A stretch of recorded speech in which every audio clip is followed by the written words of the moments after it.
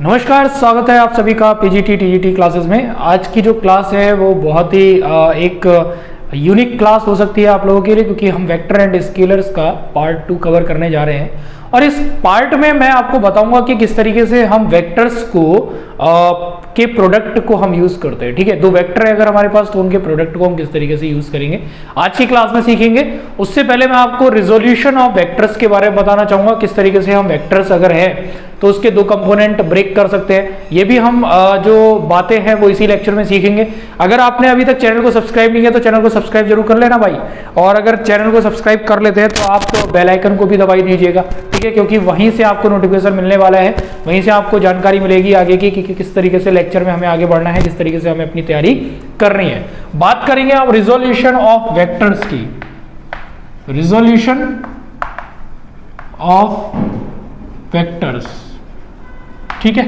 Resolution of vectors के बारे में अगर हम बात करें तो हमारे पास अगर कोई भी एक ऐसा वेक्टर है जिसको हम अगर दो पार्ट में, दो वेक्टर में अगर बांटें तो उनका जो रिजल्टेंट है वो वही निकल के आ जाए वापस, तो हम उसको क्या बोलते हैं? रिजोल्यूशन ऑफ वेक्टर बोलते हैं। मान लेते हैं कि हमारे पास एक वेक्टर ये है जो कि R है, रिजल्टेंट, और A वेक्टर है। ओके, तो इस A वेक्टर के दो कंपोनेंट अगर मैं परपेंडिकुलर लेता हूं, ठीक है, दो परपेंडिकुलर कंपोनेंट लेता हूं, जैसे इसका एक कंपोनेंट ले लिया मैंने AX, एक कंपोनेंट मैंने ले लिया AY, तो ये जो R आप देख रहे हैं, A वेक्टर आप देख रहे हैं, इन दोनों इसका जो इसकी जो वैल्यू, इसका जो मान निकल के आएगा, मैग्नीट्यूड निकल के आएगा, इन दोनों का रिजल्टेंट निकल के आएगा। ठीक है, यानी कि AY और AX का जो रिजल्टेंट है वही A वेक्टर है, ऐसा भी हम कह सकते हैं। तो इसको हम क्या बोलते हैं? रिजोल्यूशन ऑफ वेक्टर बोलते हैं। ठीक है, इसी में थोड़ा सा और आगे हम बढ़े तो अगर हम कहें कि ये जो वेक्टर है वो हॉरिजॉन्टल से थीटा एंगल पर है, तो हम इसके जो कंपोनेंट है वो कुछ इस तरीके से लिख सकते हैं। एंगल के टर्म में हम लिख सकते हैं कि AX की जो वैल्यू है वो A cos थीटा है, AX is equal to A cos theta है, and AY is equal to A sin theta है। अब मुझे कैसे पता चला कि ये वाला मुझे cos थीटा लेना है और ये वाला मुझे sin थीटा लेना है? तो एक बहुत सिंपल सी ट्रिक याद रखिएगा कि थीटा की वैल्यू जिस भी वेक्टर के साथ जुड़ी होगी वो वाला कंपोनेंट जो होगा वो cos कंपोनेंट होगा या फिर हॉरिजॉन्टल कंपोनेंट होगा, और जिसके साथ वो जो थीटा है वो चिपका हुआ नहीं है तो उसको हम क्या बोलते हैं? वर्टिकल कंपोनेंट बोलते हैं वेक्टर का, और उसे हम साइन से डिनोट करते हैं। क्या आपको इतनी बात समझ में आ गई है? अगर आपको समझ में आ गई तो वीडियो को लाइक और शेयर करो यार फटाफट से। अब हम आगे बढ़े तो यहां पर हम कह सकते हैं कि AX अपॉन AY या AY अपॉन AX की जो वैल्यू होती है AY अपॉन AX, तो ये मिल जाएगा हमें A sin theta upon A cos theta. तो आप देख सकते हैं A से A तो मैं बहुत ही आराम से यहाँ पे कैंसिल कर सकता हूँ, तो मुझे मिल जाएगा tan theta is equal to AY upon AX, यानी कि थीटा की जो वैल्यू मिलेगी वो मिलेगी tan inverse AY upon AX। तो आप यहां से थीटा बड़े आराम से निकाल सकते हैं, जो कि होता है vertical component upon horizontal component, ठीक है, ऑफ वेक्टर। तो वेक्टर के दो कंपोनेंट यहां पर ब्रेक हो सकते हैं बहुत ही आसानी के साथ में। आप देख सकते हैं एक है AX x एक्सिस में, दूसरा है Y एक्सिस में जिसको हमने नाम दिया AY, जो कि है वर्टिकल कंपोनेंट, और एक है हॉरिजॉन्टल कंपोनेंट। क्या आपको इतनी बात समझ में आ गई है? ओके, अब यहां से जो थीटा है वो कितना निकल के आया? tan inverse AY upon AX। यही से हम कह सकते हैं कि अगर मुझे A की वैल्यू फाइंड करनी है तो मैं दोनों इक्वेशंस को ले सकता हूं बहुत ही प्यार से और इनका स्क्वायर करके ऐड कर देता हूं। तो इक्वेशन 1 का स्क्वायर प्लस 2 का स्क्वायर, तो अगर हम ये करें तो ये मिल जाएगा AX square plus AY square is equal to A square cos square theta plus A square sine square theta. Okay, तो हम यहाँ पे देखते हैं कि A स्क्वायर कॉमन आ रहा है, तो A स्क्वायर को मैं यहाँ पे कॉमन निकाल देता हूँ। अंदर बचेगा cos square theta plus sine square theta which is equal to 1। हम लोग जानते हैं, बचपन से पढ़ते हुए आए हैं, बचपन से तो नहीं पढ़ा हुआ लेकिन हाँ क्लास 10th में आपने पढ़ा हुआ, क्लास 9th या फिर 10th में, कि sine square theta plus cos square theta is equal to 1। ठीक है, बिल्कुल जबान पे रटा हुआ होता है। तो ये जाएगा AX square plus AY square is equal to A square. हम कह सकते हैं कि A इज इक्वल टू होता है AX square plus AY square की पावर हाफ, यानी कि square root of AX square plus AY square. क्या आपको ये बात समझ में आ गई कि ये जो हमने वेक्टर लिया था, इसका जो मैग्नीट्यूड होता है वो square root of ax square plus ay square के इक्वल होता है। ठीक है, इसको हम बोलते हैं ब्रेक द कंपोनेंट, कंपोनेंट में तोड़ना, वेक्टर के कंपोनेंट में तोड़ना, उसको तोड़ना, तो हम इसको बोलते हैं रिजोल्यूशन ऑफ वेक्टर। क्या बोलते हैं? Resolution of vector. ठीक है, बहुत ही इजी है। और जैसे अभी मैं एक आपको एग्जांपल के थ्रू भी समझाऊंगा। जैसे मेरे पास क्या है, एक कोई भी मान लीजिए ये है, ठीक है, ये है मेरे पास। अब इसको अगर हम देखें ध्यान से तो इसको मैं इस तरीके से फोर्स लगाता हूं, इस तरीके से मैंने किसी थीटा एंगल पर फोर्स लगाया तो ये थोड़ा सा मुड़ गया ना, मैंने थीटा एंगल पर, ये इस तरीके से था, ओके, इस तरीके से था ये, और मैं इसको बना देता हूं, ये ऐसा था, मैंने इस पर थीटा डिग्री पर फोर्स लगाया, ये थीटा डिग्री फोर्स लगाया, इस तरीके से मैंने थीटा डिग्री फोर्स लगाया। अब ये जो फोर्स मैंने यहाँ पे अप्लाई किया है, ये वाला फोर्स, ओके, ध्यान से देखिएगा, ये जो मैंने फोर्स इस पे अप्लाई किया ये थीटा डिग्री पर लगा हॉरिजॉन्टल से, यानी कि ये जो फोर्स है वो कुछ इस तरीके से इस पे अप्लाई हुआ। इसके दो कंपोनेंट टूट सकते हैं, force is the vector quantity, so we can break the component. हम इसमें दो कंपोनेंट इसके ले सकते हैं, एक इसका हॉरिजॉन्टल कंपोनेंट और इसका एक वर्टिकल कंपोनेंट। ठीक है, एक इसका कंपोनेंट ये वाला होगा नीचे की तरफ और एक इसका होगा हॉरिजॉन्टल कंपोनेंट। ठीक है, अब ये कौन सा कंपोनेंट कॉस होगा, कौन सा कंपोनेंट साइन होगा, इसको हमें डिसाइड करना पड़ेगा। तो यहाँ पे आप देख सकते हैं हॉरिजॉन्टल के साथ थीटा बना रहा है, यानी कि ये एंगल थीटा होगा, तो इसका मतलब ये हो जाएगा एफ कॉस थीटा और ये हो जाएगा एफ साइन थीटा। बहुत ही ईजी है, कोई दिक्कत इसमें नहीं है। ठीक है, और मैं यहाँ पे एग्जाम्पल दिखाता हूं आपको। मान लेते हैं इसको आप नोट कर लीजिए। चलिए एक एग्जांपल से समझते हैं। यहाँ पर एक इंक्लाइंड प्लेन है और इस इंक्लाइंड प्लेन पर एक ब्लॉक रखा हुआ है M। ठीक है, इस इंक्लाइंड प्लेन पर क्या रखा हुआ है, एक ब्लॉक रखा हुआ है। अब इस ब्लॉक में अगर आप देखें तो इस पे कौन कौन से फोर्स लग रहे हैं, तो एक फोर्स लग रहा है नीचे की ओर जो कि हमेशा लगता है ग्रेविटेशनल फोर्स जिसको हम कहते हैं, और एक फोर्स लगता है नॉर्मल टू द सरफेस ऊपर की ओर। ठीक है, नॉर्मल फोर्स लगता है जो कि हमेशा क्या होता है, सरफेस के परपेंडिकुलर होता है। तो ये फोर्स यहाँ पे अप्लाई हो रहा है। तो अगर आपसे पूछा गया कि इस नॉर्मल को कौन बैलेंस कर रहा है, ठीक है, अगर ये नॉर्मल बैलेंस नहीं होता तो क्या होता, ठीक है, आप समझ रहे हैं ना, नॉर्मल बैलेंस नहीं होता तो कुछ और होता, यानी कि फोर्स यहाँ पे ज्यादा हो जाता तो ये ऊपर की तरफ उठ जाता। नॉर्मल को कोई ना कोई तो बैलेंस कर रहा हो, तो ग्रेविटेशनल फोर्स का कौन सा कंपोनेंट नॉर्मल को बैलेंस कर रहा है। तो आपसे अगर पूछा जाए तो आप सीधे सीधे क्या करेंगे, यहाँ पर जो ग्रेविटेशनल फोर्स है इसके दो कंपोनेंट तोड़ेंगे, एक कंपोनेंट आएगा इस तरफ और एक कंपोनेंट आएगा इस तरफ। इधर आएगा जो ये वाला कंपोनेंट होगा, ये वाला कंपोनेंट कौन सा होगा, तो ये वाला कंपोनेंट होगा mg cos थीटा और ये वाला कंपोनेंट होगा mg sin थीटा। क्यों होगा, क्योंकि ये वाला एंगल थीटा होगा। ठीक है, क्योंकि हम जो लेते हैं इंक्लाइंड प्लेन ये लेते हैं, तो यहां से ये वाला एंगल कितना हो जाएगा, थीटा हो जाएगा। तो ये हो जाएगा mg cos थीटा और ये हो जाएगा mg sin थीटा। कौन बैलेंस कर रहा है, तो आप कह सकते हैं कि बैलेंस कर रहा है नॉर्मल को mg cos थीटा। ठीक है, cos थीटा वाला जो कंपोनेंट है वो नॉर्मल को बैलेंस कर रहा है। ये पूरा जो वेक्टर का उपयोग है, रिजोल्यूशन ऑफ वेक्टर का उपयोग है, वो यहाँ पे ऐसे क्वेश्चंस में देखने को मिलता है। आई थिंक आपको इतना समझ में आ गया होगा। चलिए अगर हम बात करें अब प्रोडक्ट ऑफ वेक्टर्स की, तो वेक्टर के प्रोडक्ट या मल्टीप्लिकेशन की अगर हम बात करें तो दो प्रकार के मल्टीप्लिकेशन हो सकते हैं, दो प्रकार के प्रोडक्ट वेक्टर के हो सकते हैं। कौन कौन से टाइप हो सकते हैं, तो हम यहाँ पे लिख सकते हैं स्केलर और डॉट प्रोडक्ट, स्केलर और डॉट प्रोडक्ट। दूसरा यहां पर आपको देखने को मिलता है वेक्टर और क्रॉस प्रोडक्ट। ठीक है, वेक्टर और क्रॉस प्रोडक्ट दोनों को एक एक करके समझेंगे। तो पहला जो लिखा हुआ है यहाँ पे स्केलर और डॉट प्रोडक्ट। डॉट प्रोडक्ट का मतलब ये हो गया कि दो हमारे पास अगर वेक्टर हैं, उनके बीच में अगर डॉट लगा हुआ है तो आप समझ जाइएगा कि वो जो है वो एक स्केलर मल्टीपल है, और स्केलर प्रोडक्ट में आपको जो रिजल्टेंट मिलेगा वो क्या मिलेगा, स्केलर मिलेगा। ओके, इसको हम समझेंगे कुछ इस तरीके से।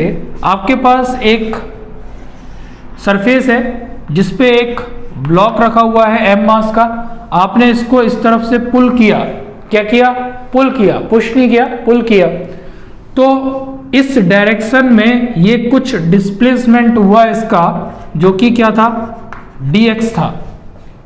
dx इसका क्या हुआ, डिस्प्लेसमेंट हुआ। आपसे कहा गया कि इस पे लगने वाला जो फोर्स वर्क है, इसके द्वारा जितना वर्क किया गया है, इस फोर्स के द्वारा, इस फोर्स के कारण जितना वर्क किया गया है वो निकालिए। ठीक है, तो आप क्या करेंगे, आपको पता है कि वर्क इज इक्वल टू होता है force into displacement, force into displacement. तो work done is equal to होता है फोर्स इनटू डिस्प्लेसमेंट। फोर्स आपको F गिवन है कि इतना फोर्स अप्लाई किया गया है, ठीक है, और यहां से ये जो एंगल है वो थीटा है, थीटा एंगल पर F फोर्स अप्लाई किया गया है। डिस्प्लेसमेंट इसका हुआ है यहां तक dx, ओके, यहां तक का डिस्प्लेसमेंट हुआ है। फाइंड करना है वर्क डन कितना है। इस केस में आपको करना क्या पड़ेगा, ये जो F है इसका इस डिस्प्लेसमेंट की डायरेक्शन में कितना कंपोनेंट है, क्या कंपोनेंट है, वो हमें यहाँ पे यूज करना है। तो थीटा यहाँ पर चिपका हुआ है, यानी कि ये वाला कंपोनेंट होगा F cos थीटा और ये वाला कंपोनेंट हो जाएगा F sin थीटा। तो हम यहाँ पर यूज कर सकते हैं work done W is equal to F cos theta into displacement dx, या हम लिख सकते हैं F dx cos थीटा, या हम लिख सकते हैं F vector dot dx vector. ठीक है, ये वर्क डन होगा इतना। ओके, इस तरीके से हम फाइंड करते हैं क्या, cross dot product of vectors, क्या, डॉट प्रोडक्ट ऑफ वेक्टर्स, या फिर स्केलर मल्टीपल्स ऑफ वेक्टर। ये इसका तरीका है। ठीक हो गया। अगर हमें बात करनी है वेक्टर प्रोडक्ट, तो यहां पे आप ध्यान रखिएगा, जब भी डॉट प्रोडक्ट होगा तो उसका क्या आएगा, तो हम यहां पे लिख सकते हैं A vector dot B vector is equal to A B cos theta. क्या आएगा, ए बी कॉस थीटा। इसमें कई सारे केसेस आ सकते हैं, इसकी कई सारी प्रॉपर्टीज है, इसके कई सारे गुण हैं, उसको भी हम समझेंगे। ठीक है, तो इसको मैं यहाँ पे मिटा देता हूँ और इसको फटाफट से हम इसके प्रॉपर्टीज को समझते हैं। ठीक है, क्या क्या इसके कैरेक्टरिस्टिक्स है। तो यहाँ पे लिख लीजिए प्रॉपर्टीज ऑफ स्केलर मल्टीपल। ठीक है, प्रॉपर्टीज ऑफ स्केलर मल्टीपल। तो तीन टाइप की इसकी प्रॉपर्टीज हो सकती है। नंबर एक, पहला तो क्या है कि अगर एंगल थीटा की वैल्यू जो है वो लेस देन 90 है। ठीक है, तो यहां पे लिख लीजिए if theta is equal to, theta is less than 90। Theta क्या है, एक जो एंगल जो है वो 90 से कम है। अगर थीटा की वैल्यू 90 से कम होगी तो cos 90 की वैल्यू जो होती है वो क्या होती है, 0 होती है। आपको पता है cos 90 की वैल्यू कितनी होती है, 0। cos 0 की वैल्यू कितनी होती है, 1। तो ये जो वैल्यूज मिलेंगी वो सारी पॉजिटिव मिलेंगी। इसका मतलब वर्क डन जो होगा या रिजल्टेंट जो होगा, ठीक है, रिजल्टेंट जो होगा हम यहाँ पे लिख देते हैं कि इस केस में जो रिजल्टेंट होगा या ए डॉट बी जो होगा इज पॉजिटिव। ठीक है, या A dot B will be positive. क्या होगा, पॉजिटिव होगा। और अगर थीटा की वैल्यू क्या है, इक्वल टू 90 है, if theta is equal to 90, तो हम कह सकते हैं A dot B will be 0। Okay, A dot B कितना होगा, 0 होगा। तीसरा, if theta is greater than 90, अगर थीटा की वैल्यू ग्रेटर देन 90 है, then A dot B will be negative, will be negative. ठीक है, मतलब हम कह सकते हैं कि जो वर्क डन है वो क्या हो सकता है, पॉजिटिव भी हो सकता है, 0 भी हो सकता है और नेगेटिव भी हो सकता है। ठीक है, तो क्योंकि तीनों ही प्रॉपर्टी इसमें आ रही हैं, तीनों ही चीजें आ रही हैं, तो अगर थीटा की वैल्यू लेस देन 90 है तो वो पॉजिटिव मिलेगा रिजल्टेंट। इक्वल टू 0 है तो वो क्या मिलेगा, इक्वल टू 90 है तो वो क्या मिलेगा, 0 मिलेगा। अगर ग्रेटर देन 90 है तो वो उस केस में नेगेटिव मिलेगा। अभी अगर हम बात करें तो हम कह सकते हैं दूसरी प्रॉपर्टी इसकी जो आती है सेकेंड, ये तो इसके ए बी सी मैं लिख देता हूँ यहाँ पे। सेकेंड प्रॉपर्टी इसकी जो आती है, ये जो है वो कम्यूटेटिव होता है। ठीक है, क्या होता है, कम्यूटेटिव। तो इट इज कम्यूटेटिव। ठीक है, स्केलर जो मल्टीपल है वो कम्यूटेटिव होता है। इसका मतलब A dot B B dot A के इक्वल होगा। तो ए डॉट बी की जो वैल्यू होगी वही बी डॉट ए की भी वैल्यू होगी। तो ये क्या होता है, कम्यूटेटिव होता है। ठीक है, तीसरी अगर हम प्रॉपर्टी की बात करें तो जो स्केलर मल्टीपल है, स्केलर मल्टीपल डिस्ट्रीब्यूटिव भी होता है, डिस्ट्रीब्यूटिव लॉ को फॉलो करता है, तो डिस्ट्रीब्यूटिव लॉ को भी ये क्या करेगा, फॉलो करेगा। डिस्ट्रीब्यूटिव लॉ को कैसे फॉलो करेगा, A dot B plus C is equal to A dot B plus B dot C, ये होता है। तो ये डिस्ट्रीब्यूटिव लॉ को भी फॉलो करता है। इसको भी आप याद रखेंगे कि जो स्केलर मल्टीपल होता है वो क्या होता है, डिस्ट्रीब्यूटिव लॉ को फॉलो करता है। ठीक है, ये नोट कर लीजिए।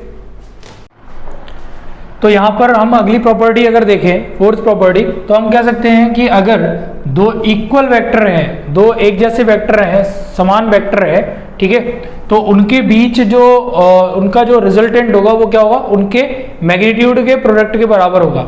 ठीक है, तो यहां पे लिख लीजिए if theta is equal to zero, theta is equal to zero का मतलब ये हो गया कि दो वेक्टर हैं जो कि क्या है, एक ही समान है। ठीक, तो हम ये कह सकते हैं, तो A vector dot B vector is equal to A B cos zero, and यहाँ पे मिल जाएगा A B. Okay, cos zero की वैल्यू 1 होती है, इसीलिए क्या मिल जाएगा, ए बी। इसी के साथ में फिफ्थ प्रॉपर्टी इसकी आप देख लीजिए कि अगर थीटा की वैल्यू जो है वो क्या होगी, 90 है, तो वो तो जीरो हो जाता है, वो मैंने यहाँ पे लिखवा दिया। इसी केस में अगर हम देखें कि अगर दो एक ही जैसे वेक्टर है, मतलब हमारे पास ए वेक्टर है और वही हम ले रहे हैं, उसी का ले रहे हैं डॉट प्रोडक्ट, तो समान वेक्टर अगर हम लेते हैं तो उनका डॉट प्रोडक्ट जो होता है वो उसके मैग्नीट्यूड के स्क्वायर के बराबर होता है। ठीक है, उसके मैग्नीट्यूड के स्क्वायर के बराबर होता है। तो ये भी आप नोट कर सकते हैं, B dot B vector dot B vector is equal to B square हो जाएगा। तो इस तरीके से हम इसमें निकाल सकते हैं। ठीक है, तो ये 5 प्रॉपर्टीज की आप नोट कर लीजिए।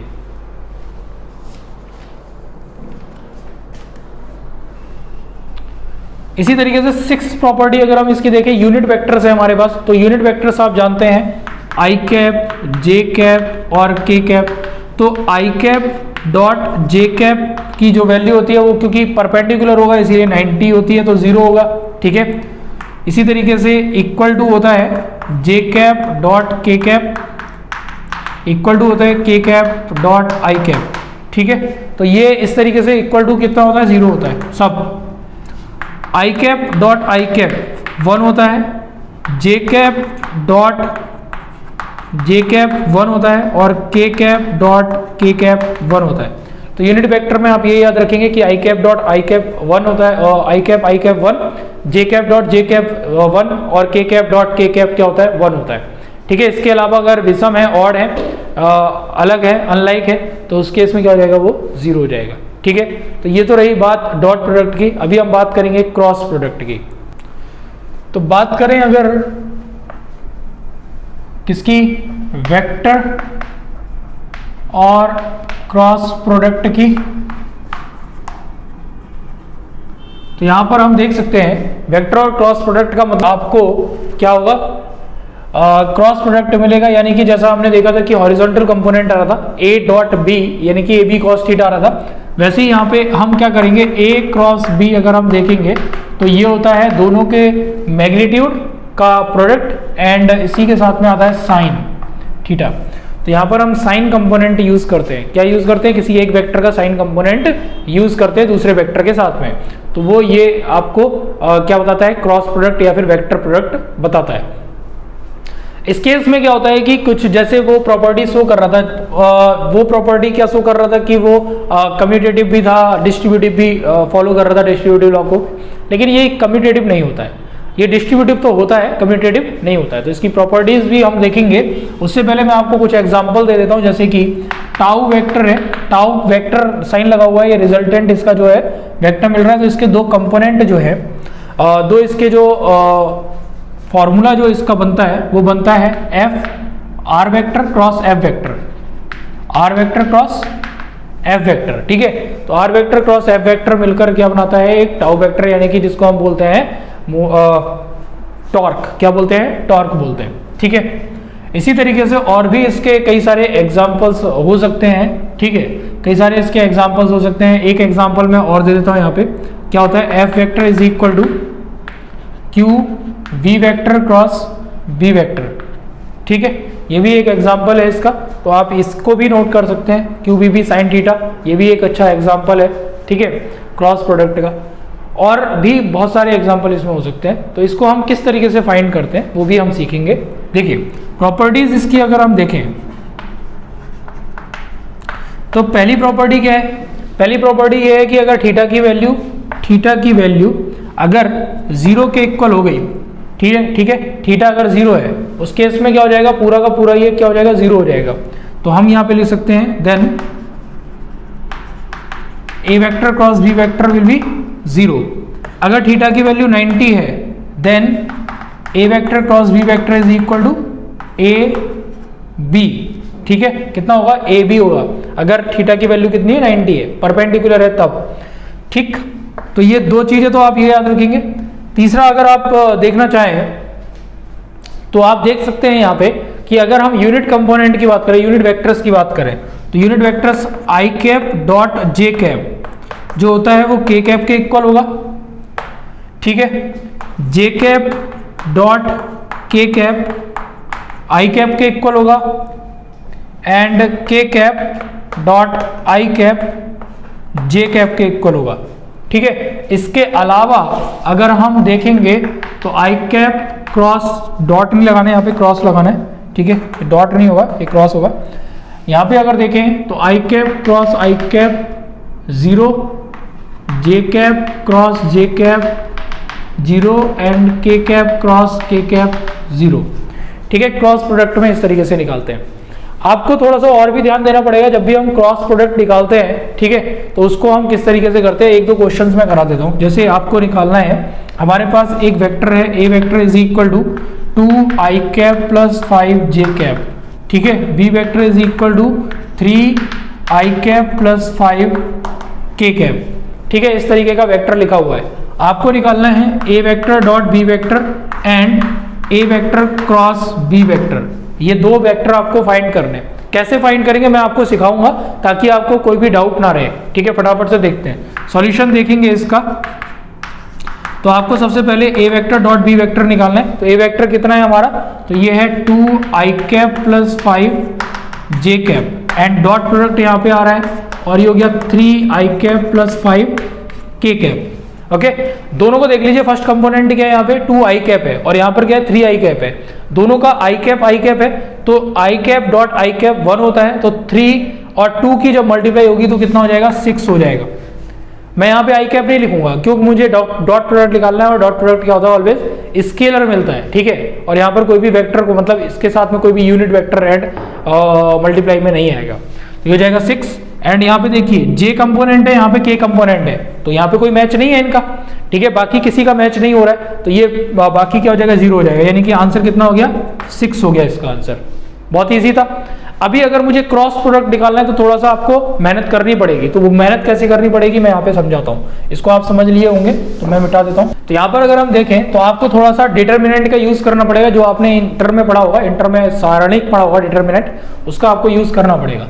तो यहाँ पर आप एक डिटर्मिनेंट लेंगे और वहां पर आई cap, J cap and k cap first row में लिख देंगे, ठीक है। सेकेंड रो में आई कैप के कंपोनेंट, जो पहला वेक्टर गिवन है उसके जो कंपोनेंट्स हैं, ठीक है, जो कोफिशिएंट है, आई कैप का कोफिशिएंट, जे कैप का कोफिशिएंट और के कैप का कोफिशिएंट, वो लिख लेंगे। तो आई कैप का कोफिशिएंट क्या है यहाँ पे 2, जे कैप का क्या है 5, के कैप का है 0।